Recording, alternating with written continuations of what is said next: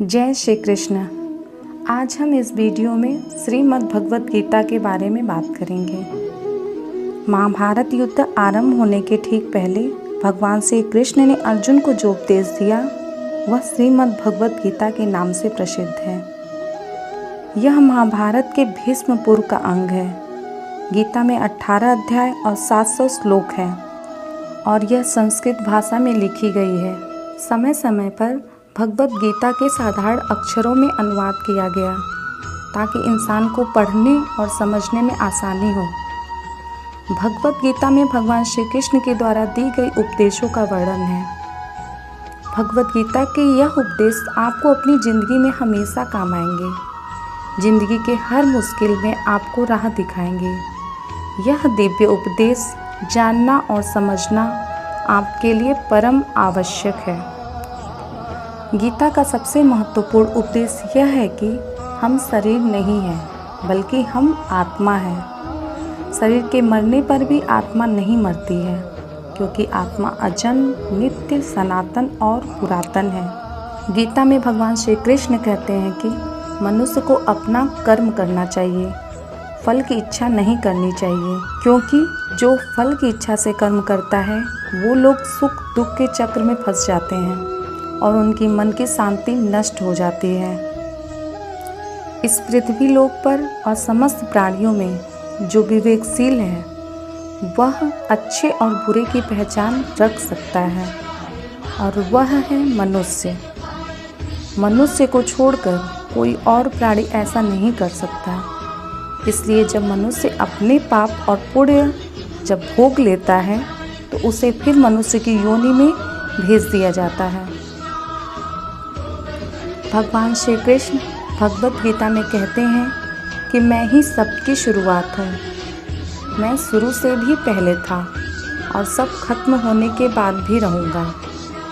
सब मुझ में है और मैं ही सब में हूँ। जो भी तुम छू सकते हो, देख सकते हो, वह सब भी मैं ही हूँ। यह दुनिया, इंसान, राक्षस, शैतान मेरे द्वारा ही बनाए गए हैं और मेरे ही द्वारा सारे ग्रह, नदियाँ, तारे, पर्वत सब मेरे ही द्वारा बनाए गए हैं। मैं सर्वव्यापी हूँ, सबके अंदर ही मैं हूँ। मैं ही ब्रह्मा बनके सब कुछ बनाता हूँ और मैं ही रुद्र बनकर सब कुछ नष्ट कर देता हूँ। भगवान श्री कृष्ण कहते हैं कि प्रकृति का निर्माण पंच तत्व से हुआ है।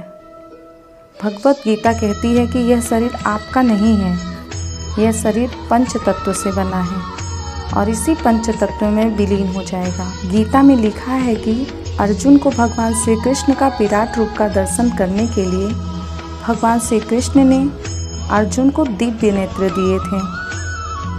तब जाकर वह श्री कृष्ण का विराट रूप का दर्शन कर सकें। भगवत गीता हमें समझाती है कि आत्मा अजन्मी है, इसे कोई मार नहीं सकता। आत्मा अमर है। मनुष्य जीवन के 4 पुरुषार्थ माने गए हैं: धर्म, अर्थ, काम और मोक्ष। भगवान श्री कृष्ण कहते हैं आप खुश हैं या दुखी, यह दोनों आपके विचार पर ही निर्भर करता है। अगर आप प्रसन्न रहना चाहोगे तो आप हर हाल में प्रसन्न रहोगे। अगर आप नकारात्मक विचार लाते हो तो दुखी ही रहोगे।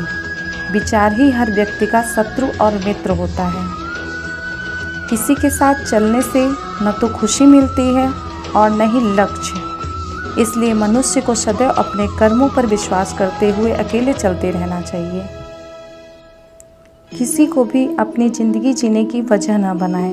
आपकी ज़िंदगी जीने की वजह आप और आपकी खुशियाँ होनी चाहिए। जब आप और किसी के लिए जीने लगते हो तब आपकी खुशियाँ और आपका दुख दूसरों पर निर्भर हो जाता है।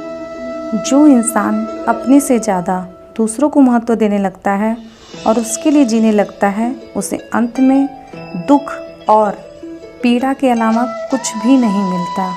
यह दुनिया बहुत स्वार्थी है। यहाँ कुछ पल में ही लोग बदल जाते हैं। सबसे प्यारा दोस्त कब दुश्मन बन जाए पता ही नहीं चलता। यहाँ जिन लोगों को जन्मों जन्म का साथी मान लेते हैं वह लोग भी कभी कभी आपका साथ छोड़कर चले जाते हैं।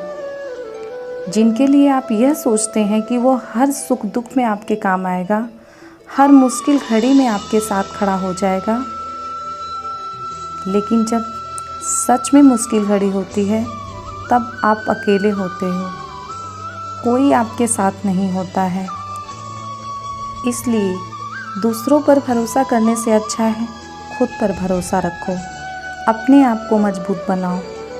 दूसरों से अपेक्षा करने से अच्छा है खुद पर विश्वास करो, सदा आप खुश और प्रसन्न रहोगे। अगर आपको यह वीडियो पसंद आई हो तो प्लीज़ इस चैनल को सब्सक्राइब करें, लाइक एंड शेयर करें। जय श्री कृष्ण।